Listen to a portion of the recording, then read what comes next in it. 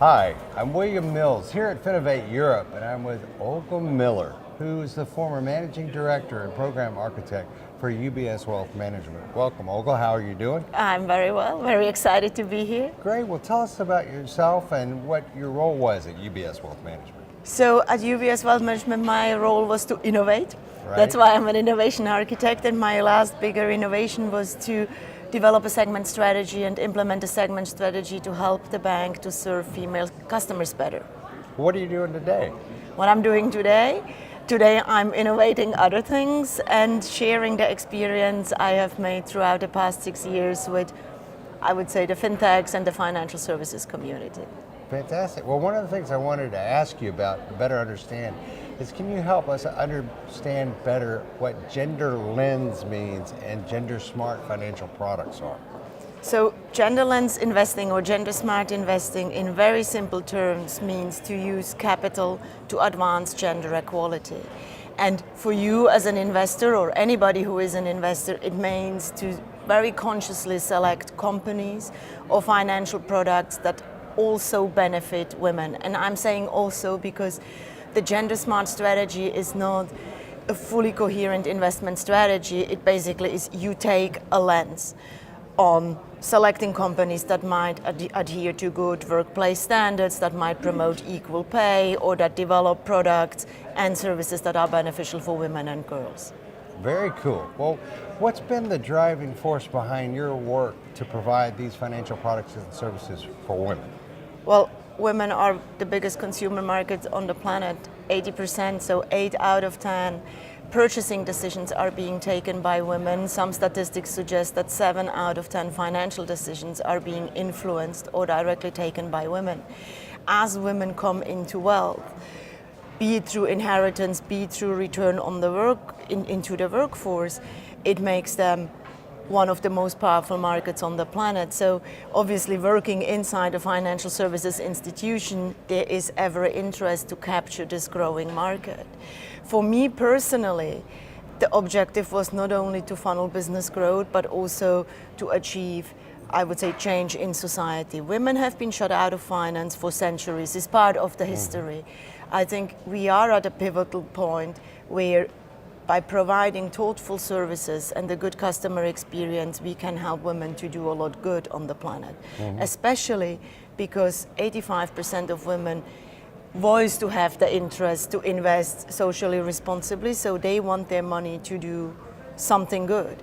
Given that they sit on piles of cash, I think it's a fairly cool idea where you can have a good business impact and you can do something useful for society. So that was my motivation, and having had the privilege to do this inside the world's leading wealth manager obviously was a fantastic journey.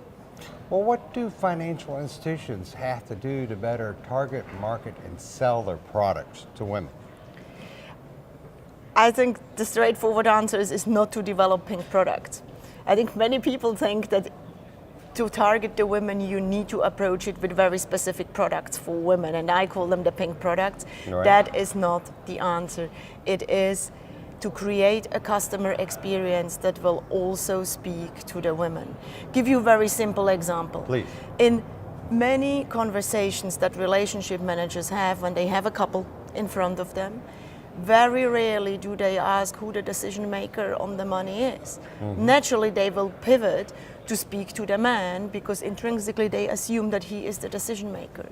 It is the tiny things like that that will actually change the experience for the women. In this particular instance, the whole conversation would be different if the relationship manager was to ask, you come here as a couple, who of you is in charge of the money? Right. Who of you is earning the money? Right? So that is what I mean, that it needs a very thoughtful customer experience, and it's the tiny details that need to change, not necessarily creating the big product for the women. Right, so it's breaking down barriers. There's probably a lot of pre-existing false ideas that people have, and you're helping to change that. Absolutely, and making the women visible. Even on the data set, right? Traditionally in financial services, you segment people by the amount of money they have in the bank. Just to implement and say, well, who of our customer base are female? How many of them do we have? What is it that they want compared to the man? How happy are they? How many are we losing? doing this consistently already will help you to drive your business in a different direction.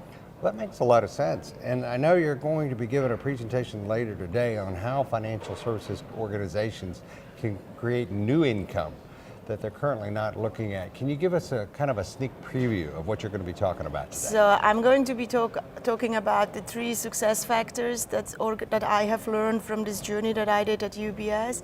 The 3 success factors being the power of data, connecting money to people, so actually driving a customer experience, because I think our industry needs to come to people, not the other way around. And I also am going to be talking about the failures, looking at a segment strategy more like a project rather than a continuous effort. The firm belief that technology will solve all the challenges without thinking about the importance of the human interaction that is there. And finally, we'll conclude hopefully with an encouraging message to everybody in the audience that I believe that the new startups, the fintechs that might be here, have an enormous opportunity to change financial services for these new customer segments, because they are doing it from scratch. Right. You sound very passionate. Looking forward to your presentation. Thank you. Well, this is William Mills with Olga Miler here at Finovate Europe.